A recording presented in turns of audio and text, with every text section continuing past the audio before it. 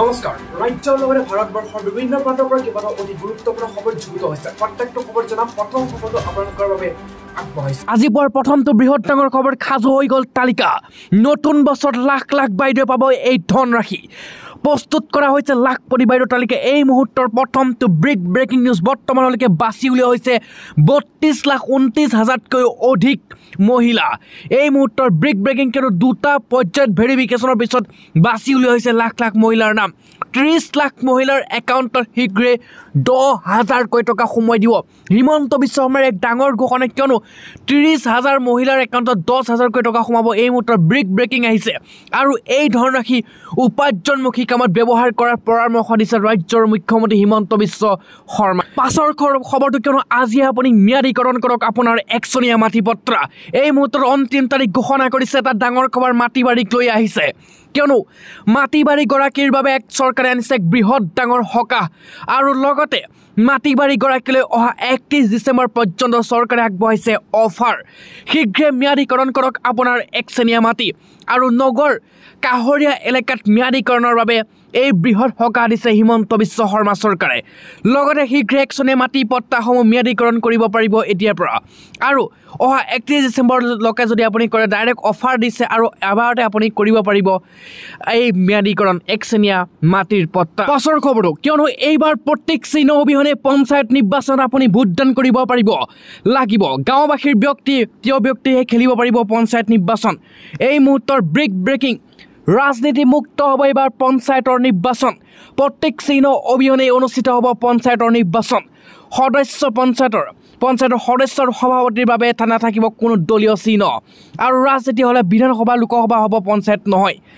বহু ব্যক্তিক ৰাইজে বিচৰাৰ পিছতো নাপায় পঞ্চায়ত নিৰ্বাচনৰ টিকট আৰু এই মুহূৰ্তৰ ব্ৰেকিং দলীয় সমৰ্থন নথকাৰ বাবে বহুতে নিৰ্বাচনৰ পৰা আঁতৰি থাকে বুলি ঘোষণা কৰিছে আৰু সেইবাবে এইবাৰ কোনো চিহ্ন নাথাকিব কোনো ব্যক্তিৰ কোনো চিহ্ন নাথাকিব প্ৰত্যেক চিহ্ন অবিহনে এইবাৰ পঞ্চায়তত নিৰ্বাচনত আপুনি ভোট দিব লাগিব পাছৰ খবৰটো এতিয়া লাখ লাখ মুছলমানে হুকাই কান্দি উঠিছে লগতে কান্দি উঠিছে বদৰুদ্দিন আজমলে এই মুহূৰ্তৰ ব্ৰেকিং নিউজ কিয়নো এটা বহুতেই ডাঙৰ খবৰ মুছলমানৰ দুখ দুৰ্দশা গতি নাইকিয়া হৈছে মুছলমানৰ অৱস্থা শেষ হৈ গৈছে মুছলমানসকল দুৰ্দশা কথা কৈ জমিয়ত সভাতে কান্দি উঠিল বদৰুদ্দিন আজমল মুছলমান ল'ৰা ছোৱালী কৰা কষ্টৰ বাবে আৱেগিক হৈ পৰিছে বদৰুদ্দিন আজমল লগতে কান্দি উঠিল লাখ লাখ মুছলমান মহিলা আৰু যুৱতীৰ কথা কৈ কান্দি উঠিল আজমল আৰু মুছলমান মহিলা আৰু যুৱতীৰ কথা কৈ লগতে হাতী গাঁৱতে মুছলমান মহিলা আৰু যুৱতীসকলে বহু কষ্টৰে শ্ৰম কৰি খাবলগীয়া হৈছে আৰু শ্ৰমিক হিচাপে এনেকুৱা বহু মানুহ অসমলৈ লৈ অনা হৈছিল আজি এই মুছলমানসকলক কোনো পৰিৱৰ্তন হোৱা নাই বুলি আৰু এই দুখৰ কথা কৈ কান্দি মুছলমান লোকসকলৰ বাবে দোৱা কৰিলে মৌলানা বদৰুদ্দিন আজমলে আৰু অসমৰ লগতে ভাৰতৰ মুছলমানসকলৰ যি গতি এই গতিক লৈ কান্দি উঠিল বদৰুদ্দিন আজমল পাছৰ খবৰটো ওৱান নেশ্যন ওৱান ইলেকশ্যন এই মুহূৰ্তৰ এই কথা আপুনি নিশ্চয় শুনিছে এই মুহূৰ্তৰ ব্ৰেকিং বিৰোধীয়ে ইতিমধ্যে সম্পূৰ্ণ নস্যাৎ কৰিছে লোকসভাত উত্থাপন হ'ল ওৱান নেশ্যন ওৱান ইলেকশ্যন বিধায়ক এই মুহূৰ্তৰ ব্ৰেকিং খবৰ বিধায়ক বিৰোধিতাৰে কংগ্ৰেছ টিএমচিৰ সমাজবাদী পাৰ্টিৰ আইনমন্ত্ৰী অৰ্জুন ৰাম মেঘৱালে উত্থাপন কৰিলে সংবিধানৰ 129 নং সংশোধনী বিধেয়কখন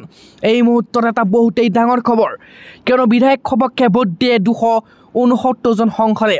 আৰু আনহাতে বিধায়কৰ বিৰোধিতাৰে 198 জন সাংসদে ভোট দিয়ে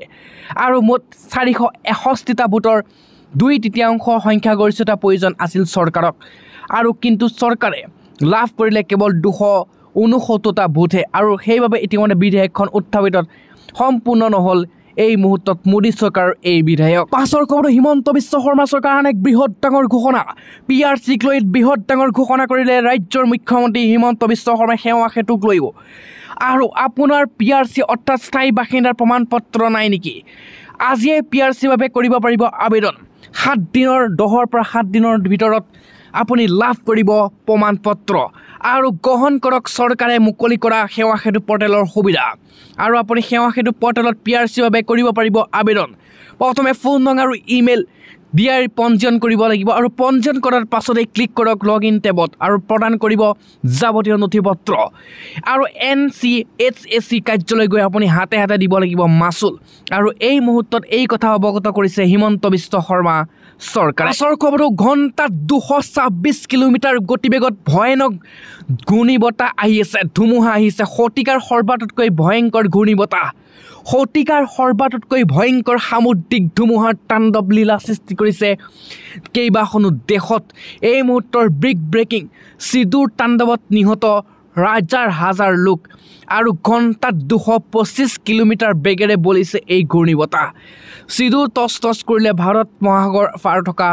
ফ্ৰান্সৰ দ্বীপ আৰু 1 লাখ লোকৰ বসতি স্থান নিমিষতে নিশ্চিন্ন হৈ পৰিছে কাল ঘূৰ্ণীয়ে আৰু ধ্বংসস্তূপত পৰিণত হৈছে হাজাৰ হাজাৰ লোকৰ বাসগৃহ। পাছৰ খবৰ শিক্ষক কৰুণ নেওগৰ অপকৰ্ম বিদ্যালয়তে পালেগৈ আৰক্ষী। এইবাৰ পুনৰ অসমৰ বিদ্যালয়ত শিক্ষকৰ লজ্জাজনক কাণ্ড ঘটনা সংঘটিত হৈছে। ব্ৰেকিং শিক্ষক কৰুণ নেওগৰ বিৰুদ্ধে ওলাই আহিল হাজাৰ হাজাৰ লোক আৰু বিদ্যালয় চৌহদত সৃষ্টি হৈছে উত্তপ্ত পৰিস্থিতিৰ। ছাত্ৰীৰ সৈতে অশালীন ব্যৱহাৰৰ চেষ্টা কৰাৰ অভিযোগ শিক্ষক কৰুণ নেওগৰ বিৰুদ্ধে আৰু উত্তেজিত ৰাইজে প্ৰহাৰ কৰিলে শিক্ষকগৰাকীক। পৰিস্থিতি নিয়ন্ত্ৰণৰ বাবে ঘটনাস্থলীত উপস্থিত হয় আৰক্ষীৰ। এই মুহূৰ্তৰ এক বহুতেই ডাঙৰ খবৰ, কিয়নো অসমৰ এইখন বিদ্যালয়ত কৰুণ নেওগ নামৰ এইজন শিক্ষকে সানিছে লজ্জা।